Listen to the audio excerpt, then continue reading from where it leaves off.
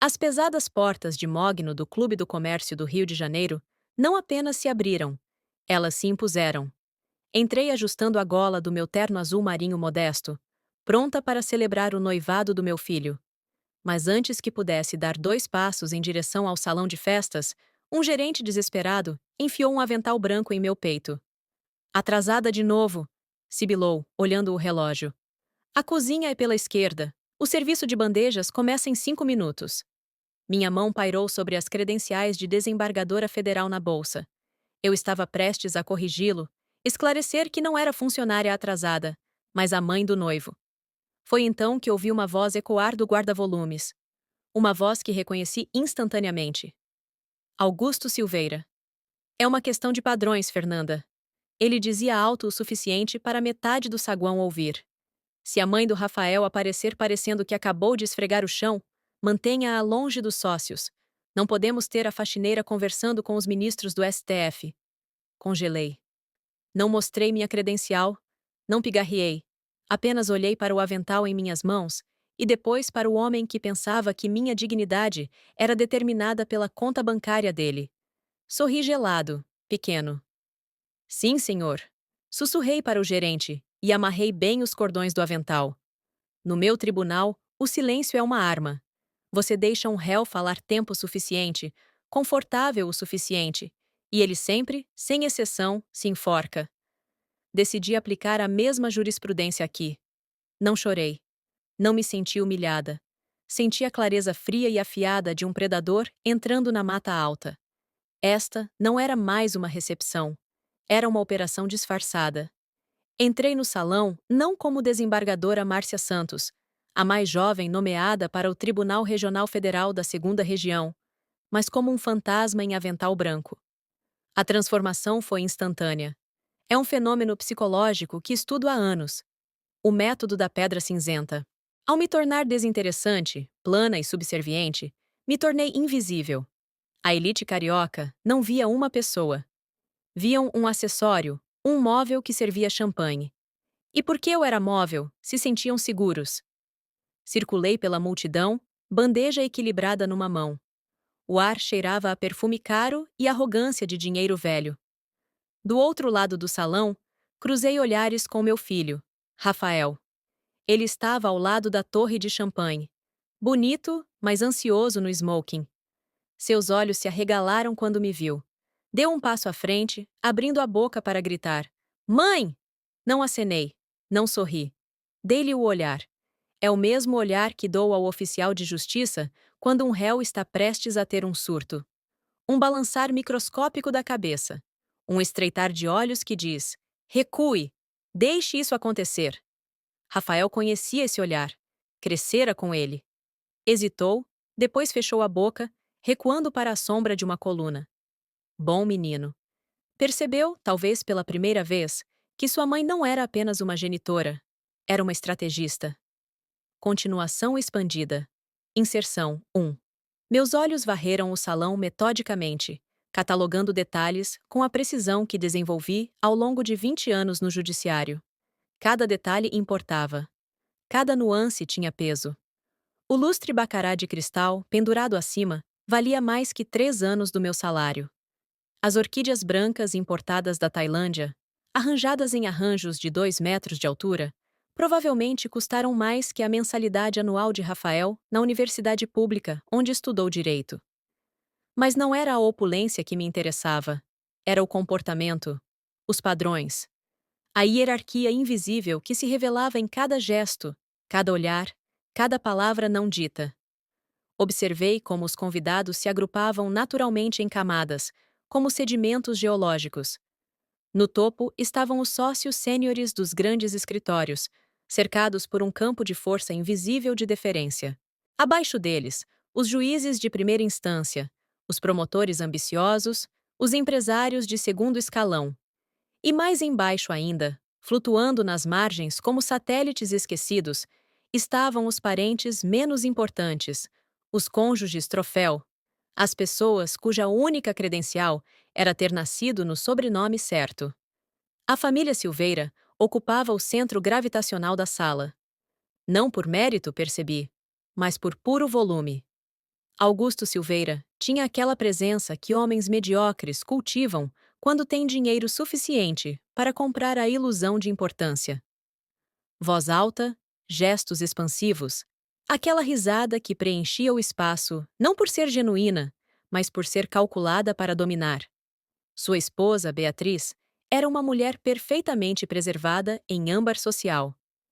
Cada fio de cabelo no lugar, cada ruga estrategicamente combatida com procedimentos caros, cada palavra medida para não ofender, não questionar, não existir além da função de ornamento do marido. Eu a reconhecia. Já tinha visto 1000 versões dela em salas de audiência, durante os anos em que trabalhei na vara de família. Mulheres que tinham trocado autonomia por segurança financeira e acordaram um dia descobrindo que haviam pago com a alma. Fernanda, a noiva, era a filha desse casamento de conveniência social e carregava as cicatrizes de ambos os pais. A insegurança compensada com a arrogância da mãe, a crueldade casual do pai. Observei como ela tratava os garçons, como obstáculos, não pessoas. Como ela falava sobre eles, não com eles. E então havia meu filho, Rafael, meu garoto. Parecia tão deslocado ali quanto eu me sentia confortável na camuflagem do avental. Ele tinha crescido em apartamentos modestos, estudado em escolas públicas, trabalhado desde os 15 para pagar sua própria mesada. Ensinei-lhe o valor do trabalho, porque eu mesma o aprendi da maneira mais dura possível. Olhei para as minhas mãos segurando a bandeja. Eram mãos que já seguraram esfregões, que já limparam banheiros de juízes que hoje me chamavam de excelência. Eram mãos que haviam datilografado petições em máquinas de escrever emprestadas, estudado sob luz fraca de lâmpada única, embalado o uniforme de faxineira às 5 da manhã e o terno barato para as aulas de direito à noite. Augusto Silveira nunca teve que escolher entre comer ou comprar livros. Fernanda nunca pegou 3 ônibus para chegar à faculdade. E agora, achavam que tinham direito de julgar meu valor pela cor do meu colarinho? A ironia era deliciosa. Tão deliciosa que quase sorri. Fim da inserção. 1. Circulei o perímetro, aproximando-me da família Silveira. Augusto Silveira comandava perto da orquestra, um copo de uísque numa mão, gesticulando amplamente. Estava confortável. Se sentia o rei da selva ali. Não sabia que a selva tem olhos. Observei sua filha, Fernanda, noiva do meu filho. Usava um vestido que provavelmente custava mais que meu primeiro carro, algo feito de seda e diamantes. Mas não o vestia com graça. Vestia como armadura. Via estalar os dedos para um garçom pegar seu copo vazio, sem sequer quebrar o contato visual da conversa. Nenhum obrigada. Nenhum reconhecimento de sua existência. Tem sorte de estarmos considerando essa fusão. Augusto riu, sua voz ecoando sobre a música. Rafael é um garoto inteligente, claro, mas sejamos honestos, está se casando muito acima. Muito acima. Estamos fazendo um trabalho de caridade aqui. Senti uma onda de calor no peito, mas a canalizei para uma pasta mental rotulada Evidências. Esta era a fase de descoberta. E diferente do meu tribunal, a parte contrária não sabia que o julgamento já havia começado. Continuação expandida. Inserção 2. Respirei fundo, centrando-me. Não era a primeira vez que ouvia esse tipo de comentário. A elite brasileira tem uma forma particularmente insidiosa de classismo, coberta com uma camada fina de polidez, temperada com sorrisos que não chegam aos olhos, entregue em tons que sugerem que você deveria se sentir grata pela atenção que lhe é dada. Mas eu tinha passado 2 décadas estudando as entrelinhas. Aprendi a ler o que não era dito. No tribunal, isso se chamava análise de credibilidade de testemunha. Aqui, fora das paredes revestidas de mogno da justiça, tinha outro nome: sobrevivência. Pensei em Rafael, em como ele chegou até este ponto. Lembrei do dia em que veio para casa, ainda no 2º ano de direito, com aquele brilho nos olhos que só o primeiro amor traz. Mãe, conheci alguém especial, ele tinha dito, sentado na nossa pequena mesa de jantar, aquela que eu comprara num brechó e restaurara com as próprias mãos. Conte-me sobre ela, eu pedi, servindo o arroz com feijão que seria nosso jantar. Fernanda Silveira. É filha de um dos sócios mais importantes do Rio. Mas não é como você imagina, mãe. Ela é diferente. É gentil, inteligente, quer fazer diferença no mundo. Eu tinha sorrido, querendo acreditar. Querendo que meu filho encontrasse o amor verdadeiro. Aquele amor que eu nunca tive quando seu pai nos abandonou quando ele tinha 3 anos. Aquele amor que transcende classe, dinheiro, status. Mas já no primeiro jantar em que Fernanda veio em nossa casa, eu vi os olhares rápidos avaliando nossos móveis modestos. A hesitação antes de sentar na cadeira, como se temesse que pudesse estar suja. A forma como comeu a comida que preparei com tanto carinho, educadamente, mas sem prazer real, como se estivesse cumprindo uma obrigação social. E depois houve os comentários, sempre envoltos em preocupação. Rafael, você já pensou em fazer mestrado no exterior? Meu pai tem conexões em Harvard. Nossa família sempre passa férias em Aspen. Você sabe esquiar? Esse apartamento é aconchegante. Mas depois que casarmos, vamos precisar de algo mais adequado ao seu futuro. Cada frase uma faca pequena, cortando a autoestima do meu filho, remodelando-o na imagem que ela achava aceitável. E Rafael, cego de amor, interpretava cada crítica como cuidado. Eu tentei alertá-lo, gentilmente no começo. Filho, tem certeza de que essa é a pessoa certa para você? Mãe, você não a conhece como eu conheço. Então me ajude a conhecê-la melhor. Por que você a ama? Ele tinha pausado. Essa pausa me disse tudo. Ela é. Ela vem de uma boa família. Tem um futuro brilhante. Vai me ajudar a crescer na carreira. Notou o que faltava nessa resposta? Nenhuma palavra sobre caráter, sobre valores, sobre gentileza. Apenas currículos e conexões. Fim da inserção 2. Aproximei-me, reabastecendo um copo perto de seu cotovelo. Mais uísque, senhor?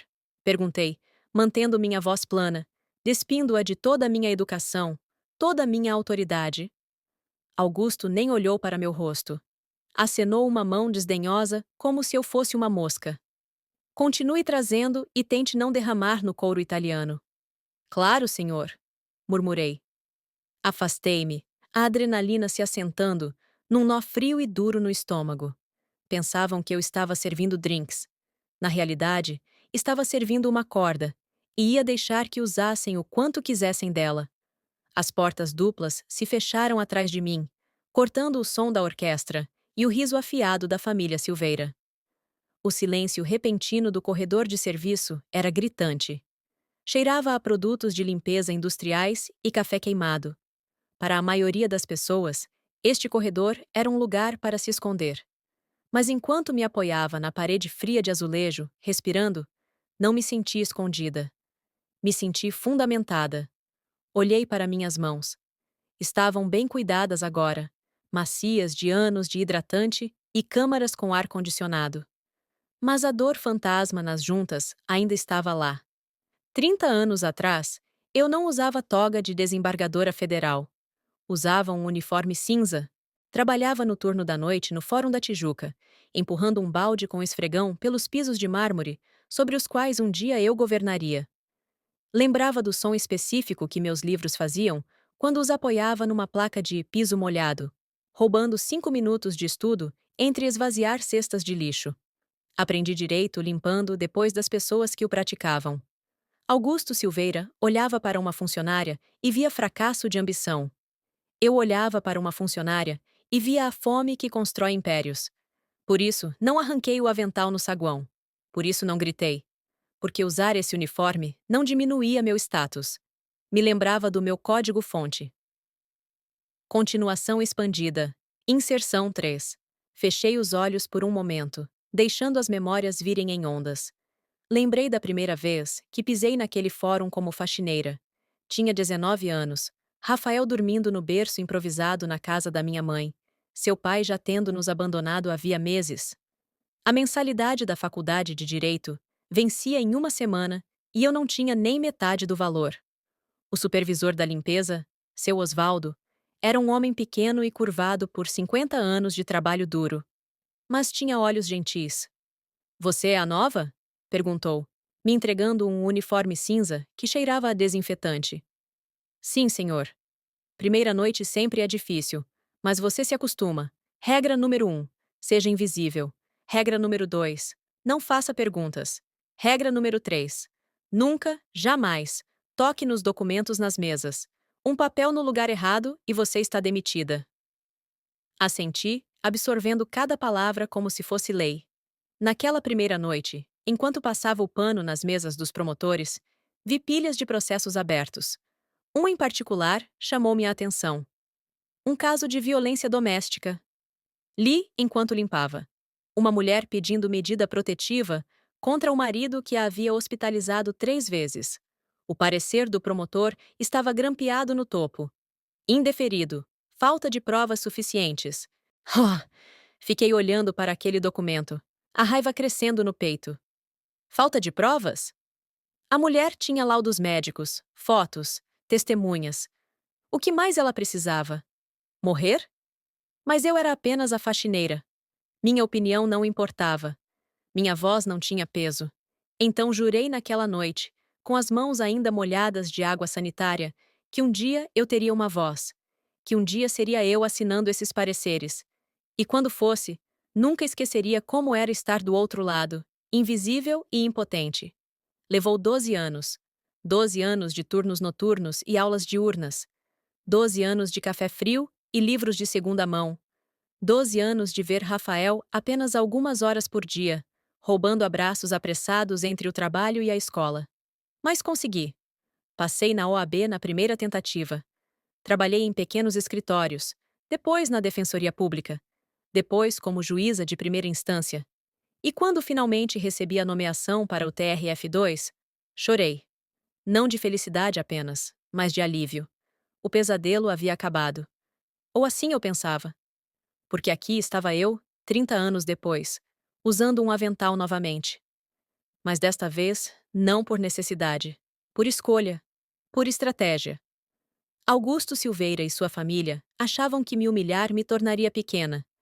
Não entendiam que eu havia sido testada por fogos mais quentes que o ego ferido de um advogado de elite. Não entendiam que a invisibilidade que me impunham era exatamente a ferramenta que eu precisava. Na guerra, as batalhas são vencidas não pelos que gritam mais alto, mas pelos que observam melhor. Fim da inserção. 3. Fechei os olhos, calculando mentalmente, um hábito que nunca abandonei. Rafael não conhecia toda a distensão do balanço.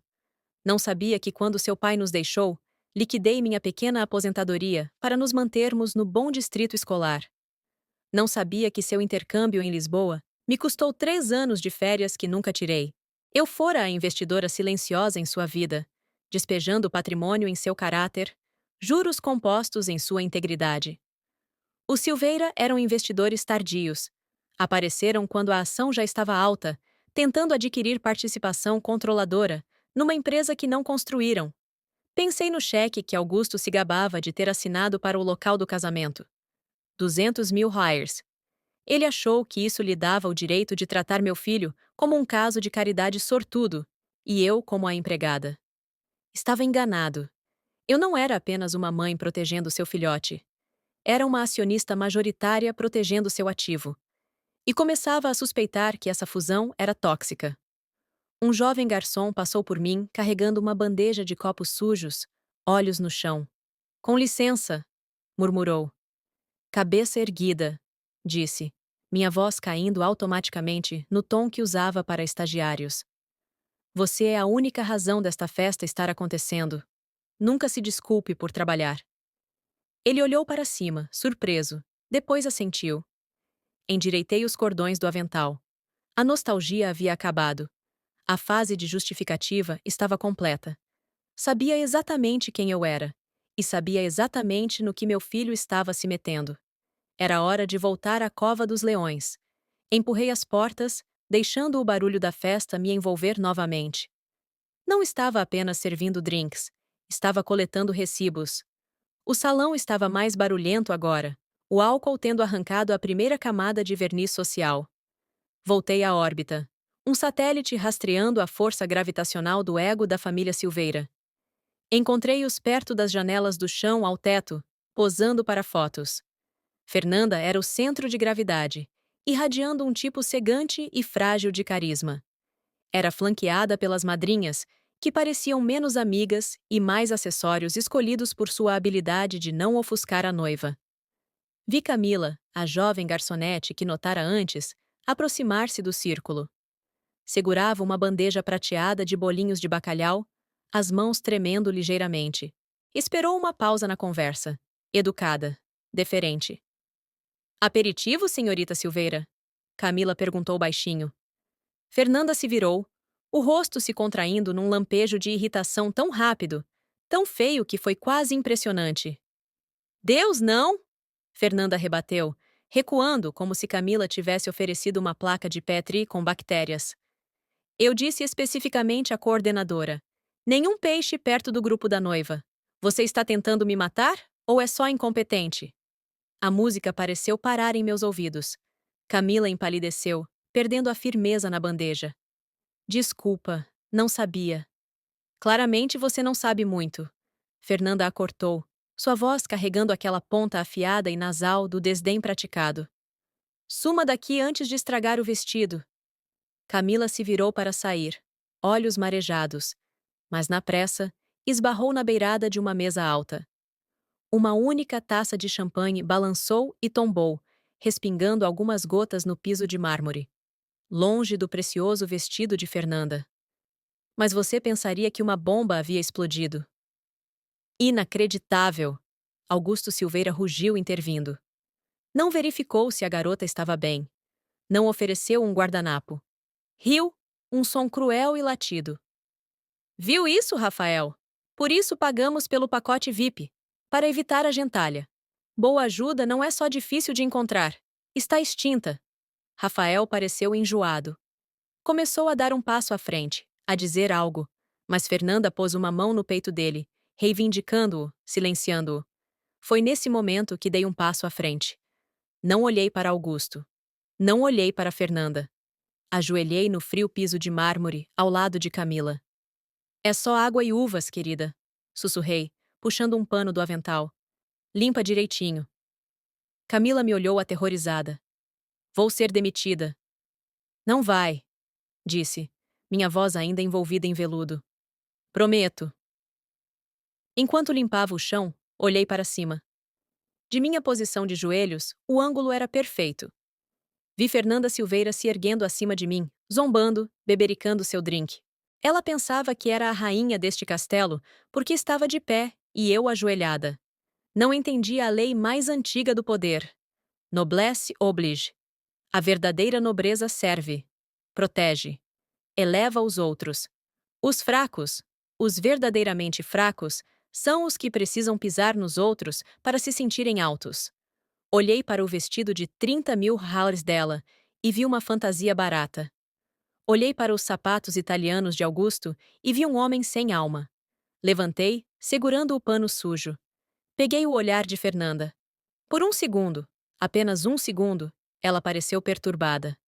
Talvez tenha visto algo em meu rosto que não pertencia a uma garçonete. Talvez tenha visto a desembargadora. Tudo limpo, senhorita, disse, minha voz desprovida de calor. Já era hora! Ela bufou, virando as costas para mim. Afastei-me, mas não estava mais coletando evidências. O julgamento havia acabado. O veredicto sobre o caráter dela era culpada. Agora só estava esperando a fase de sentenciamento e precisava garantir que a punição condissesse com o crime. Troquei a bandeja de bolinhos de bacalhau por uma garrafa de Dom Perignon Vintage e me dirigi à mesa do canto. Este era o Sanctum Sanctorum. O ar ali era mais rarefeito, mais frio. Era onde os sócios ficavam numa falange apertada de smokings pretos, costas viradas para o resto da festa. Não discutiam o casamento, discutiam a matança. Ao me aproximar, Augusto Silveira se inclinava, a voz baixada a um ronronar conspiratório que carregava o peso da arrogância pura.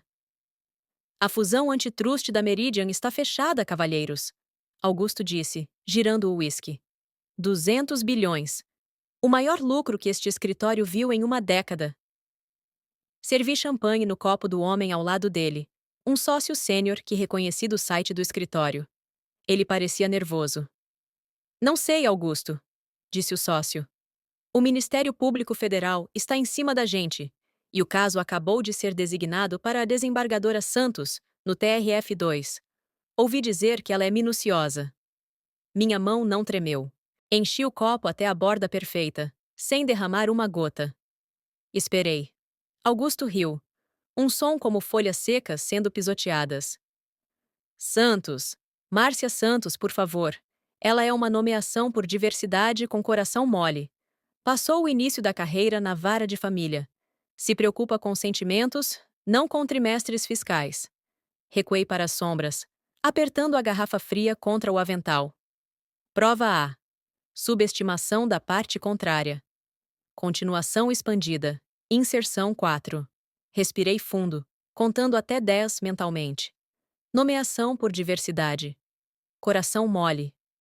Eram os mesmos termos que eu escutara ao longo de toda a minha carreira. Quando passei em primeiro lugar na seleção para a Defensoria Pública, cotas devem ter ajudado. Quando fui promovida a juíza titular, preenchendo a cota de mulheres. Quando recebi a nomeação para o TRF2, precisavam de uma mulher com background humilde para a imagem. Nunca importava quantas horas extras trabalhei, quantos casos ganhei, quantas sentenças escrevi que foram usadas como jurisprudência. Para homens como Augusto Silveira, minha competência seria sempre explicada por algo externo ao mérito. Mas ele tinha cometido um erro crucial. Tinha me subestimado. E no tabuleiro de xadrez da lei, subestimar o adversário é o primeiro passo para o cheque-mate. Olhei ao redor da mesa. Reconheci 2 dos 3 sócios ali. Dr. Fernando Costa, especialista em fusões e aquisições, que uma vez compareceu ao meu tribunal como perito assistente em um caso antitruste. Ele tinha sido competente, respeitoso, profissional. E Dr. Henrique Almeida, que eu processara por desacato há 3 anos, quando tentou subornar um oficial de justiça. Ele havia perdido a licença por 6 meses e ainda me odiava por isso.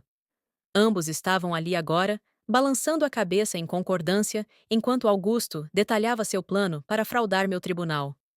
Fim da inserção 4. Mas os relatórios de impacto ambiental. O sócio insistiu. Se a Santos vir os níveis de toxicidade nos dados do lençol freático, vai bloquear a fusão. É violação da Lei de Recursos Hídricos. Augusto tomou um gole longo e lento de sua bebida. Ela não vai vê-los. O círculo ficou quieto. Não vamos destruí-los, vamos? Alguém sussurrou. Não somos amadores. Augusto zombou. Vamos enterrá-los. Despejamos os relatórios de toxicidade no meio da entrega de descoberta. Caixa 4.000, bem entre os recibos do refeitório e os comprovantes de estacionamento.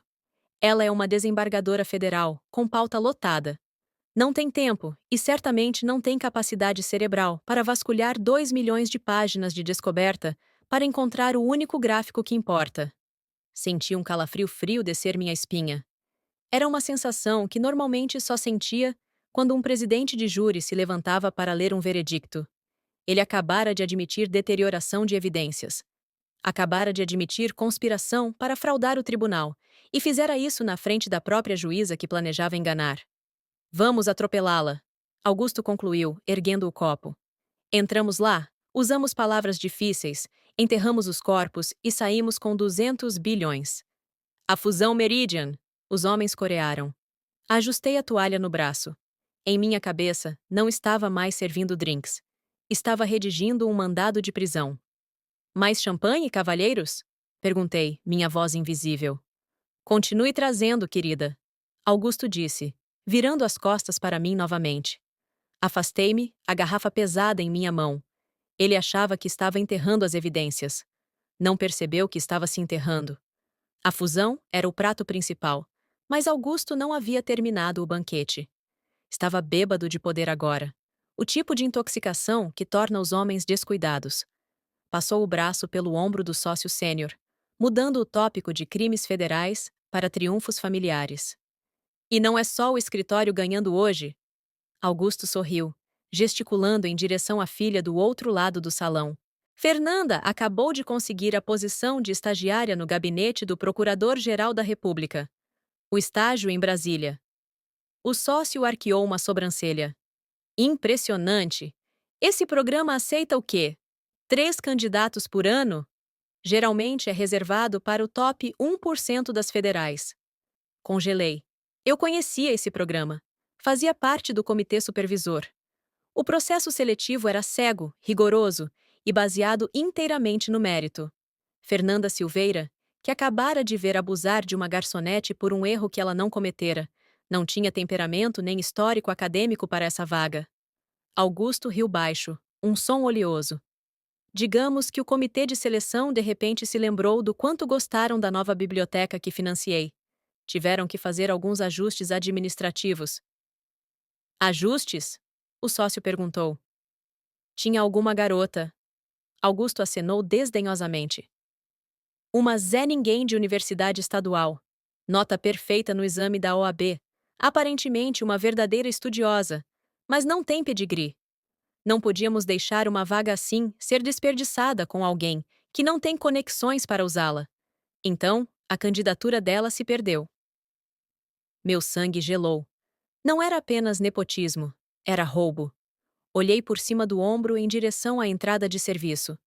Camila estava sentada numa caixa de leite durante sua pausa de 5 minutos. Tinha um livro grosso aberto no colo. Forcei a vista. Era um guia preparatório para o exame da OAB. As páginas estavam com orelhas, as margens cheias de notas em tinta azul barata. As peças se encaixaram com a precisão aterrorizante de um argumento final. Camila não era apenas uma garçonete. Era a Zé Ninguém de quem Augusto falava. Era a garota que estudou até os olhos arderem, que fez turnos duplos para pagar as inscrições, só para ter o futuro roubado por um homem que o tratou como lembrancinha de festa para sua filha mimada. Isso não era mais apenas um deslize social. Era latrocínio de uma vida humana. Olhei de volta para Augusto. Ele não era um pai, era um parasita. Alimentava-se dos sonhos de pessoas como Camila para engordar sua própria prole.